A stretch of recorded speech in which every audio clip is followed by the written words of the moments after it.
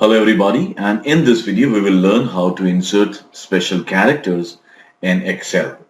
Like these are special characters and symbols. So to enter these special characters and symbols, we need to go to the Insert tab and click on this symbol sign. And from here you can choose symbols, and from this tab you can use special characters. Now for example, if I want to enter this copyright special character, then I click on insert and close. It's done.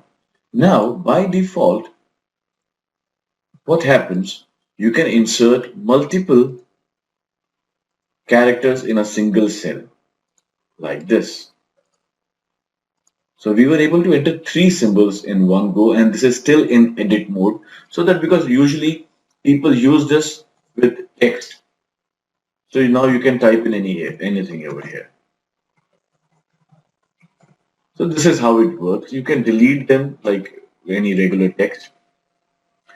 You can also edit them like any regular text. I press the backspace key. I'm pressing a Control Z to bring them back. So this is how you can enter special characters and symbols in Excel. See you in the next video.